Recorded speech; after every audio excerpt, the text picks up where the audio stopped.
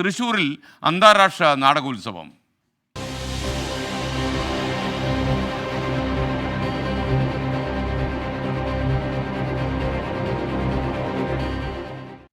തൃശ്ശൂരിൽ അന്താരാഷ്ട്ര നാടകോത്സവം പുരോഗമിക്കുന്നു. നാടകങ്ങൾക്ക് കൈയടിക്കുമ്പോൾ അതിൻ്റെ പിന്നാമ്പുറങ്ങളിൽ പ്രവർത്തിക്കുന്ന ആളുകളെ പലപ്പോഴും നമ്മൾ തിരിച്ചറിയാറില്ല.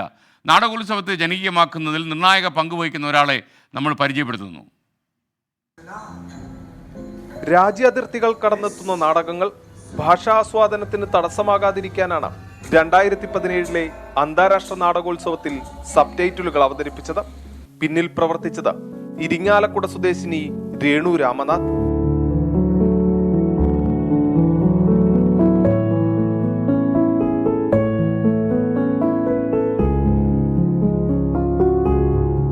ഇറ്റ്ഫോക്കിലെത്തുന്ന എല്ലാ നാടകങ്ങളുടെയും സബ്ടൈറ്റിൽ തയ്യാറാക്കുന്നത് കേരള സംഗീത നാടക അക്കാദമിയുടെ നിർവാഹക സമിതി അംഗം കൂടിയായ രേണുവാണ്.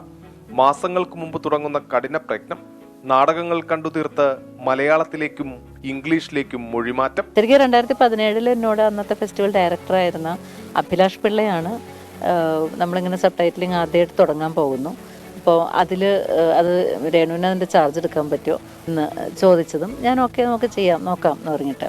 കാരണം അതുവരെ നമ്മൾ കേരളത്തിൽ സബ്ടൈറ്റിലിംഗ് എന്ന് പറയുന്ന ഒരു പ്രാക്ടീസ് തുടങ്ങിയിട്ടുണ്ടായിരുന്നില്ല. ഇന്ത്യൻ തിയേറ്ററിൽ തന്നെ അത് ഇപ്പോഴും ആൾക്കാർ അത് ഫെമിലിയർ ആയിട്ട് വരുന്നേ ഉള്ളൂ.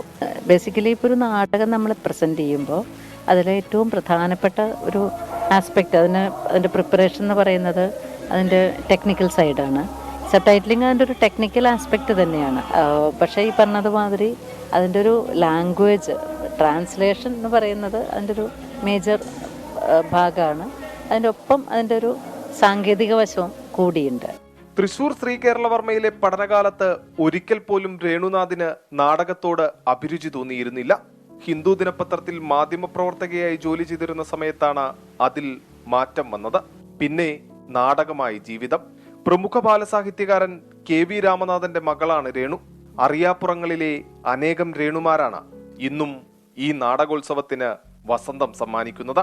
തൃശൂരിൽ നിന്നും സൂരജ് ജി, 24.